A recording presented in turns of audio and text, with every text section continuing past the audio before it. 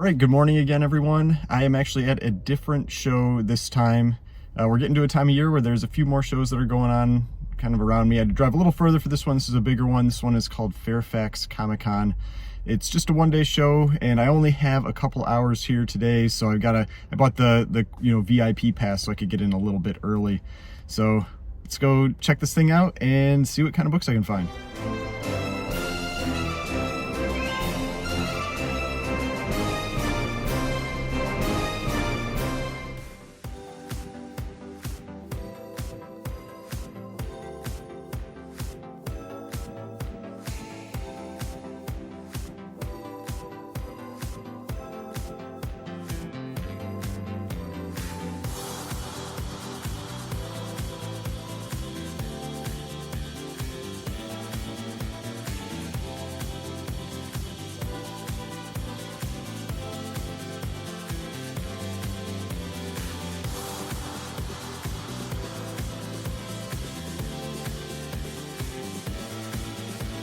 Right, so unfortunately I did not pick up any books from this convention, but I did swing by my P.O. box and there was an awesome box of comics that I had purchased recently that just showed up. I've also got some at home that I've picked up that I haven't shown yet, so I'll go over those too. So don't worry, we will still go over some awesome books today.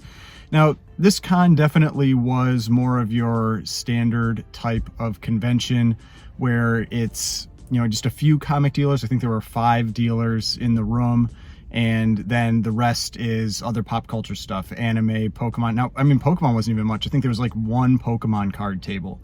But so the rest of it was largely like anime, squishmallows, that kind of stuff. Some artists and that kind of thing. But yeah, it was still fun getting to see, there were people that were doing cosplay in this one. Fun seeing like kids actually getting dressed up and kids going in some of the bins and that kind of thing too. So not just us, older folks that are that are doing this stuff. But yeah, we'll get back to the house and I will go over these other books that I picked up recently because there's some awesome stuff in there. So stay tuned. A few moments later. All right, so we're back. Like I said, did not pick up any books at this convention. It was still fun going. I looked through a lot of bins, that kind of thing. There was actually a flea market that was going on next door, and I feel like I should have cut out a little early so I had some more time and gone over there to check that out because, I mean, one of the things, me, I'm always looking for Golden Age books and that kind of thing, and I think there were maybe like 4 Golden Age books in the entire room at this convention. Definitely, it didn't have that type of comics there. There's a lot of silver and bronze and modern and that kind of thing, but really nothing really older.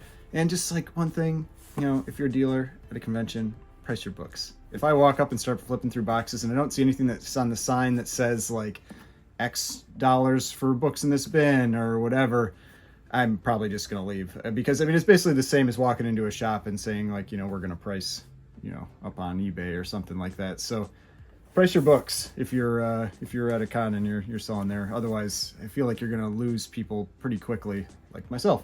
But I do have this box here that I picked up from the post office. Like I said, on the way back, I checked and it had been delivered today, so I picked this one up. And I have this one that I got a couple days ago that I've opened because I wanted to check everything out inside real quickly, but I haven't shown it in a video yet, so we'll go over those. There are some awesome books in both of these, I think covering all the ages, at least from copper back to Golden Age, so some really cool stuff.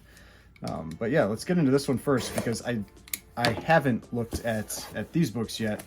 There's some really cool stuff in here. Let's see here. Okay, so in this, it's the newspaper, and then we've got, looks like probably something like a Gemini mailer inside, or cardboard. So we got cardboard around it. So it's gonna be, give me a moment and I'll cut these out. 2,000 years later. All right, so we got 4 books in this one, and there's a number of books in the other one. How many? 1, 2, 3, 4, 5, 6 books in the other one. First one here. It's one of the cooler skull covers from the Golden Age. So this is Haunted Thrills number 13, and looks really nice in the Mylar, but the cover is attached but not at the front. So I opened and checked it out, and so it's detached at the front cover, but attached at the back cover. Staples are pretty rusty, but presents well. So I don't know. We'll see how that turns out. I will probably end up getting this one graded. Not sure yet, but yeah, really. I mean, it presents well. Obviously, in the Mylar, looks nice, but when you get close, there's some staining at the top. Like I said, there's some the staples have some rust on them. There's some creasing and things, but overall really bright colors, but just a super cool skull cover. But yeah, let's see. Awesome one. So yeah, Haunted Thrills. And the Haunted Thrills covers, the skulls often look like this. They don't generally have the cover artist credited on these, because they don't, so these Feral publications, I think they were done by what's called Iger Shop Artists, where it was just like, the covers or the artwork was sent off to like a group basically that created them, and so they don't necessarily have exactly who did it, but they seem to have a very similar trend with the skull styles. Super cool skull on that one. But yeah, so Haunted Thrills number 13. That is a pretty cool book. Then we've got Spellbound number 15, and this one, just kind of like a zombie, let's call it zombie type cover. But this is from Atlas, and so this is the Atlas precursor to Marvel. And like I said, Atlas has a lot of pretty cool pre-code horror type covers, and they're generally pretty affordable. So if you're really looking to get into pre-code horror and you don't want to spend a ton of money, I think Atlas is a really great place to start, because there are some pre-code horror titles and things that are cheaper, but I don't think that they have much room on them. Atlas, I do. The fact that it's Atlas becomes Marvel already has that collector base built in, and they really do have some great artists and some really cool covers. Then we've got one that I actually talked about pretty recently on one of my videos about the undervalued pre-code horror or underappreciated pre-code type titles, and this is Super Mystery Comics number 3, volume 5. And so that was one of the things I talked about with these, is that I think the way the numbering system works on them, that it uses volumes instead of just straight numbering, kind of hampers these books a little bit. But I think this is such a cool cover. It really reminds me of one of the Dynamic Comics covers that I really like. And just the colors really pop on this one. Let me see. This one, I think is probably in the 4s. Probably a 4 to a 4.5. It generally presents pretty well, but it has quite a bit of just like wear and rub along the spine. But it is fully attached, centerfold's attached, cover is attached. It has this, this store stamp up here, but super cool cover. This is definitely one of the ones from this run that has been getting a lot more attention, more popular lately, and so this is a pretty cool one to pick up. I think this was the most expensive book out of all of them that I bought. This one, I mean, it's early. Let's see, what year is this? I think it's like mid 40s or something for these super mysteries. Let's check. So, super mystery. Yeah, 45. December 1945 for this issue. And so you can see it out of the bag. It presents real well, nice colors and stuff, but you can see the spine has some wear. This wouldn't be color touch. It's like it's ink, but it's on the back, and so it's not like it's not like touching up the blue or anything. But yeah, overall, a solid presenting copy of this book. Like I said, fully attached and everything. And I don't know if you see some of the interior art that's on this. But yeah, these Super Mystery Comics issues definitely have some pretty cool covers that are in them. There's a lot of duds in them too, but there are some really cool covers that are part of this run, and so definitely something that I recommend checking out, keeping your eyes open for. But yeah, Super Mystery Comics number 3, volume 5. Then the last one from this box, and we'll get into this other box. This one I just bought because when I was a kid, I got a bunch of comics from my grandparents, and I got a lot of comics from this run. And most of them really aren't worth all that much, but this one actually is, and it's because of a very specific reason. This is Classic Comics number 1. Now, the thing is, you'll see these classic comics where it's like old stories that are being retold in comic form. You'll see them all the time. but there's usually tons of reprints. Basically, they reprinted over and over and over and over again. And the way that you usually can tell which one you have is you look on the back and you can see the ability to purchase prior issues. And basically with how far up it goes, it tells you, like it'll list like issues 1 through 15 that you can purchase, or 1 through 35, or 1 through 65. And that tells you how far into the run it is. This is actually the first print. So this is number 1 first print, which you don't see very often. And the way that you can tell that this one is the first print, and I checked this right away just to make sure, because when I bought it, I didn't get to see the back. I just had to assume that it was the first print, because I bought these on an Instagram claim sale. So if you, the back on the first print looks like this. So this is how you know that this is the first print of this issue. And this one, I mean, it's in pretty rough shape. It's attached, but it's struggling to stay attached. I mean, the cover has, good colors and everything, but the spine is rough. There's a little bit of paper loss, and like you saw on the back cover, there's some staining and that kind of thing. But yeah, this is how you can tell that you have the first print of this issue, because like I said, these things were printed to death. Like they were printed over and over and over again. And but first prints are pretty uncommon. You really don't see those very often. So I thought that was a pretty unique book to see come up for sale that I don't really ever, I can't think of when I've seen, at least in like a claim sale. I mean, if you go on eBay, you can probably find a couple of them, but at least on a claim sale, I haven't seen a first print of this book. All right, so now we've got this box here. So these ones, it's a mix. This is from a mix of sellers, because I had 3 boxes that came in, and instead of storing all 3 boxes, I just grouped them all in here, because 2 of them were eBay purchases, and 1 of them was an Instagram purchase. And let's be careful with these, because there's some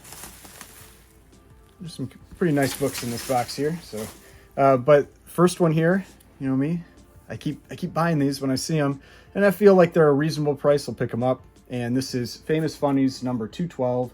This is the Frank Frazetta, Buck Rogers run from 209 to 216. And this is one of the cooler covers from the run. You've got Buck Rogers on the front, saving the woman in the red dress, the kind of like alien monsters on there. It is in rough shape. It is detached. It is mostly split. It's not fully split, but mostly split. It's got, some paper loss up at the top. I think it's between a 1 and a 1.5. I think that's where it's going to go. But yeah, still, you've got the complete book. Everything's there. And yeah. So Famous Funnies number 212. I'm going to save this one to the end, because that one's really cool, and I want to show the interior of that one. Then we've got, which issue is this? Because they don't put the issues on the front. Then this one is Beyond number 9. So I've shown a few Ace Publication books recently, and really, you don't see Ace Publication books all that often. So it's been interesting to come across these. And I'm not sure what this character is supposed to be. He looks like a vampire, but also kind of looks like a werewolf, like half vampire, half werewolf. But Beyond number 9, the Beyond run, the Baffling run, they have some pretty cool covers in them. The Beyond one is the one where I have those 2 skull covers that I showed in my top 10 pre-code horror books that are in my collection. But this one was a cool one to pick up, because yeah, it's got the horror element to it. It's got kind of like the good girl art type element to it, and just cool cover. Now, next one, I like to pick these up when I see them for, pretty good prices, because I've definitely noticed there's just strong, constant demand for these books. And this is Archie number 35. I like picking up these early Archie books, whether it's from Pep Comics or from Archie, and just in general, a solid presenting copy. I think it has like a detached cover, or partially detached.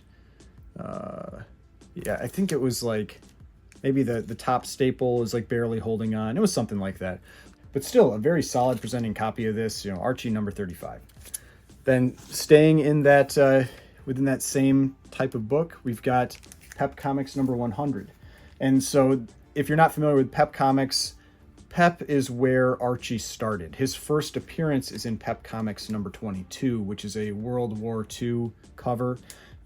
which I think has, I don't know if it's the shield on it or something like that. But yeah, so Pep Comics is where Archie started. I thought this is a cool one again to pick up because it's issue number 100. In the last Heritage auction, there were some lots of Pep Comics, and they were selling really, really strong. So there is definitely demand out there for these books. And again, this is, I think, a slightly lower grade. I think, yeah, it's detached at the top staple. You can probably see how rough that is up there. Bottom staple, I believe, was attached. Yeah, bottom staple is still attached, but colors and everything still really pop on this one. But yeah, I like these Golden Age Archie books. All right, then this one, this is kind of like my spec pickup, I guess. This was Fantastic Four number 67, and this is just that first cameo appearance of him or Adam Warlock. Adam Warlock, he's a tough character for spec because he has so many books that you can buy for him. But this is the first time you see him on the page. So let's see if we'll find that last. It's the very last page. Yep. So this is the first time you actually see him down there. So he's on the final page. This is considered a cameo. He's not named yet. He's still called him. He doesn't actually get his name until Marvel Premiere number 1, and that's when he's called Warlock, and I think it's Marvel Premiere number 2 where he becomes Adam Warlock. I don't think they call him Adam in issue 1, but yeah, I mean, we've got the Guardians of the Galaxy movie coming out. These books have all corrected pretty hard, so I'm not really like too worried about picking them up now at a reasonable price.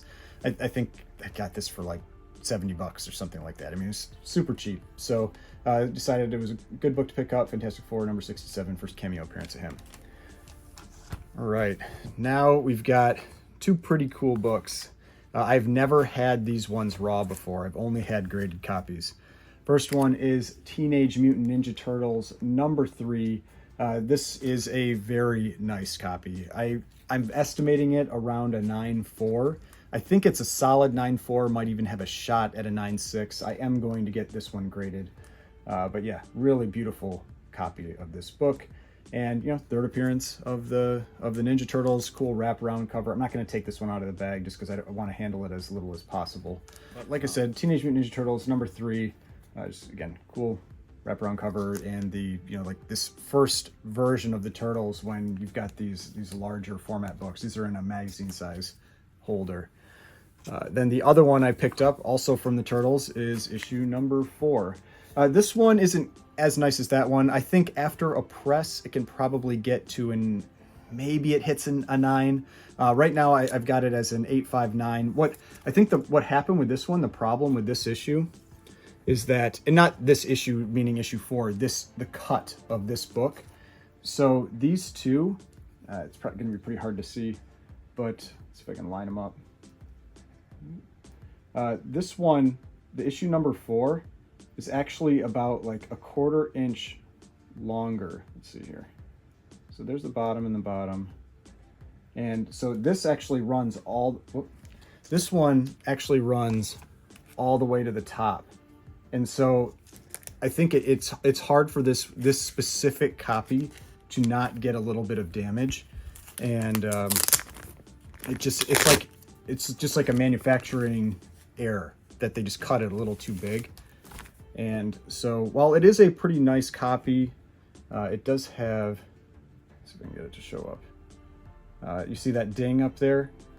I think this can press out pretty well, but I'm not sure how well.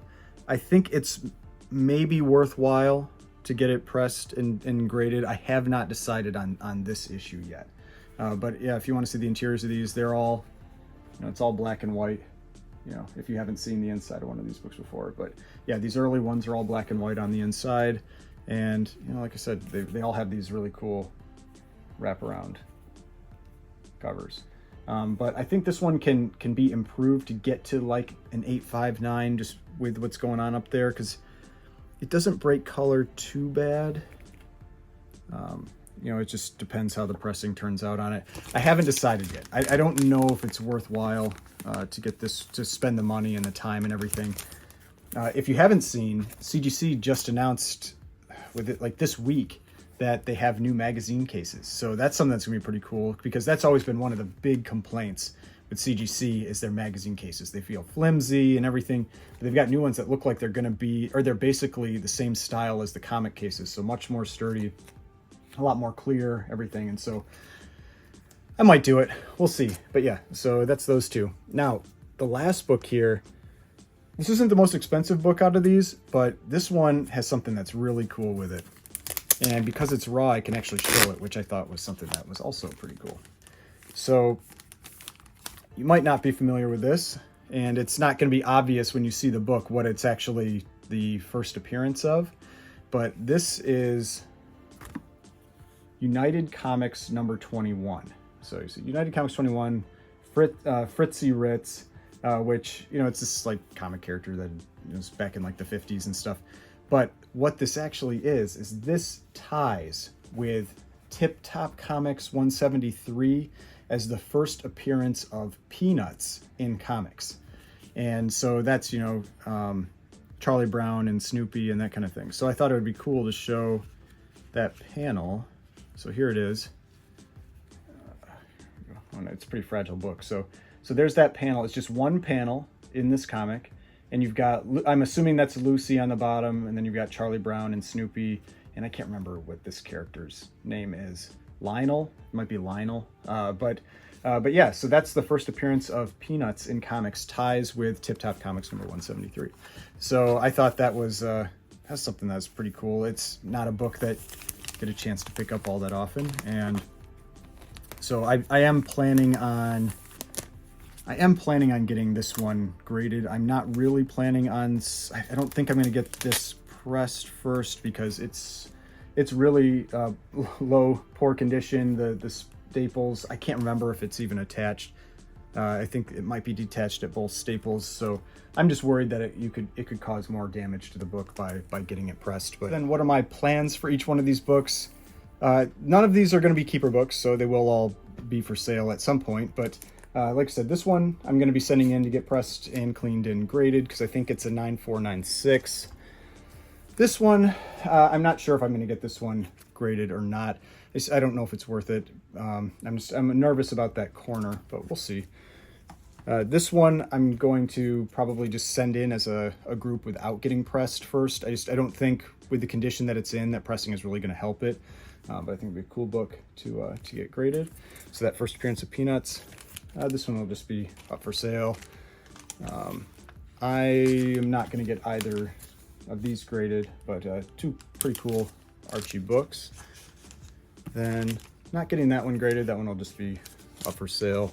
This one I might get graded. I will probably send this one in. It'll just be part of a group that I send in that's not getting pressed or cleaned first. Again, just it's such low condition that I don't think it will really benefit from it. I mean, yeah, there are pressable defects, but there's the question of, are they pressable defects that will actually result in a better grade, or are they pressable defects that will just make it look a little nicer and potentially cause more damage because it's a pretty fragile spine. This one, I might get this one graded. I think based on the size, this one looks like it's going to have to go into a, yeah, this is pretty huge. This one would be a magazine size submission. So yeah, those take so long to get back, but I think it would still be a pretty cool one to get graded. I might not get this one pressed either. I don't know. I'll have to take a closer look at the spine, because these staples are in a pretty precarious position. And that's the type of thing you really want to consider is, will you potentially cause more damage when a book gets pressed? This one, definitely getting this book graded. I do need to, I think I did the page count on this one.